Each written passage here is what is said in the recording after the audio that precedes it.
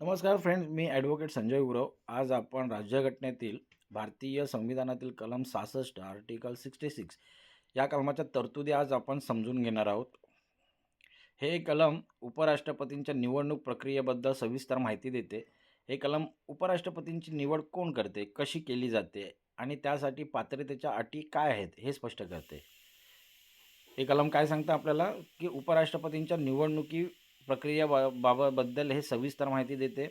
हे कलम उपराष्ट्रपतींची निवड कोण करेल, कशी केली जाते आणि त्यासाठी पात्रतेची अट काय आहे, हे कलम हे स्पष्ट करते. कलमाचं नाव आहे, शीर्षक आहे कलम 66 उपराष्ट्रपतींची निवडणूक. Article 66 election of vice president. या कलमाची व्याख्या काय घेता येईल, की उपराष्ट्रपतींची निवड संसदेच्या दोन्ही सभागृहांच्या सदस्यांनी मिळून बनलेल्या निर्वाचक गणाद्वारे केली जाईल. ही निवडणूक प्रमाणशीर प्रतिनिधित्व पद्धतीनुसार एकेरी संक्रमणशील मताद्वारे आणि गुप्त मतदान पद्धतीने पार पाडली जाईल. हे कलम अशी तरतूद करते. आपण सोप्या शब्दात समजून घ्या. हे कलम उपराष्ट्रपतींची निवड ही राष्ट्रपतीच्या निवडणुकीपेक्षा थोडी वेगळी असते. कोण मतदान करते?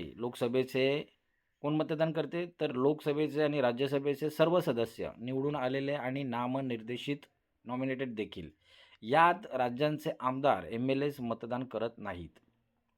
दुसरा आहे पद्धत कशी आहे, ती एक अप्रत्यक्ष निवडणूक आहे. यात मतदार पसंती क्रमानुसार 1, 2, 3, 4, 5 असे मतदान करतात.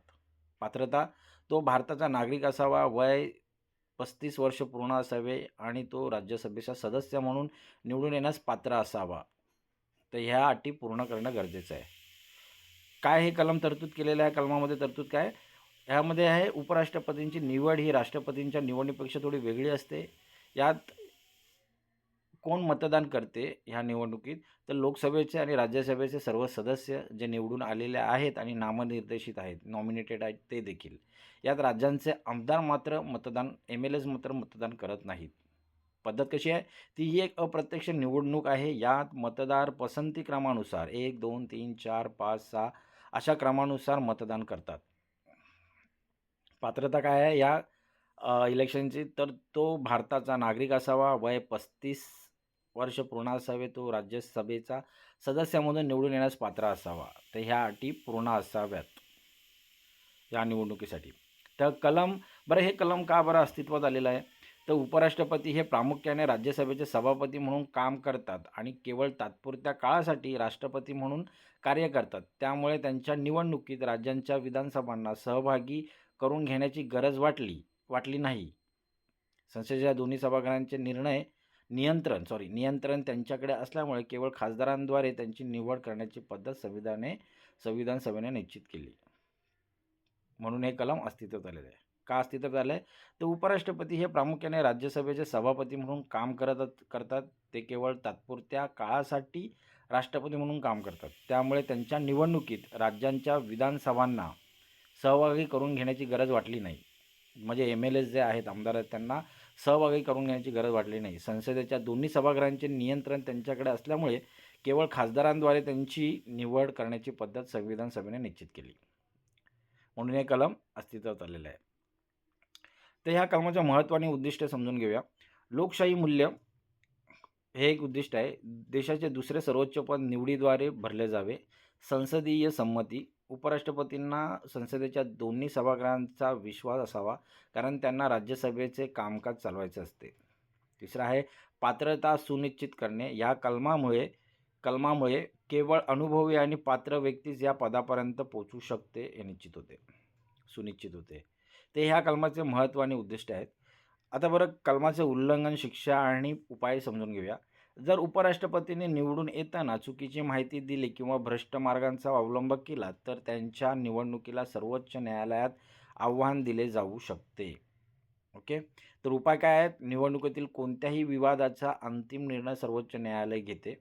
जर निवडणूक रद्द झाली तर त्यांनी त्यापूर्वी केलेली कामे अवैध ठरत नाहीत. तर या कलमाचे उल्लंघन, शिक्षा आणि उपाय आहेत. ओके, त्याबरोबर ह्या कलमाच्या संबंधित असलेले न्यायालयीन प्रकरण काय ते समजून घ्या. डॉक्टर NB खरे विरुद्ध निवडणूक आयोग या खटल्यात स्पष्ट झाले की राष्ट्रपती किंवा उपराष्ट्रपतींची निवडणूक प्रक्रिया सुरू असताना त्यात न्यायालय हस्तक्षेप करू शकत नाही. निकाल लागल्यानंतरच त्याला आव्हान देता येते. काय सांगितलेलं आहे या खटल्यामध्ये?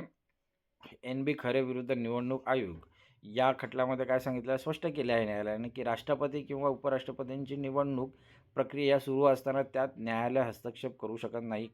निकाल लागल्यानंतरच त्याला आव्हान देता येते, असं स्पष्ट केलेलं आहे. दुसरा खटला आहे PA संगमा खटला. यातील काही तत्वे उपराष्ट्रपतींच्या लाभदायक पदाच्या ऑफिस ऑफ प्रॉफिट वादात संदर्भासाठी वापरले जातात. तर ही काही न्यायालयीन प्रकरणे आहेत, खटले आहेत या कलमासंबंधित. या कलमांसंबंधित असलेले सांविधानिक कलमे आणि इतर कायदे पाहूया. कलम 67 उपराष्ट्रपतींचा पदावधी काळ 5 वर्ष.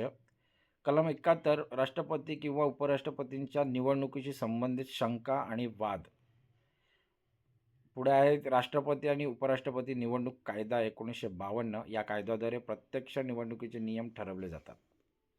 ते हे काही या कलमासंबंधित असलेले सांविधानिक कलमे आणि कायदे आहेत.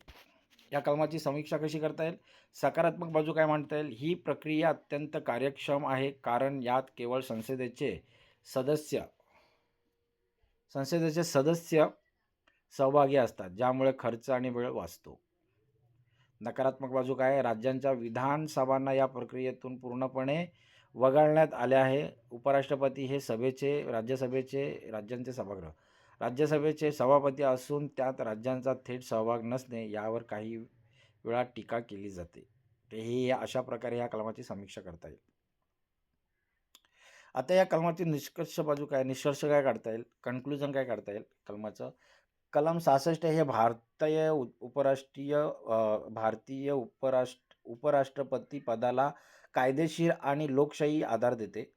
संसदेच्या दोन्ही सभागृहांच्या सहभागामुळे हे पद अधिक सर्वसमावेशक बनते. हे कलम सुनिश्चित करते की राज्यसभेचे नेतृत्व करणारी व्यक्ती ही लोकशाही मार्गाने निवडून आलेली आहे. तर अशा प्रकारे ह्या कलमाचे आपण निष्कर्ष काढू शकतो. तर मित्रांनो, आज आपण भारतीय संविधानातील कलम 66 या कलमाच्या तरतुदी चांगल्या प्रकारे समजून घेतलेल्या आहेत, साध्या सरळ सोप्या भाषेमध्ये. हे कलम अधिक चांगल्या प्रकारे समजून घेण्यासाठी हा व्हिडिओ तुम्ही वारंवार पहा, जेणेकरून ह्या कलमाच्या तरतुदी तुम्हाला चांगल्या प्रकारे समजतील. असेच कायदेविषयक ज्ञान मिळवण्यासाठी, कायदेविषयक माहिती मिळवण्यासाठी तुम्ही आमचं चॅनल सबस्क्राईब करा, लाईक करा, शेअर करा आणि आपल्या प्रियजनांपर्यंत हे व्हिडिओज पाठवा, जेणेकरून त्यांचंही कायदेविषयक ज्ञान वाढेल. तर आज आपण इथंच थांबूया. धन्यवाद.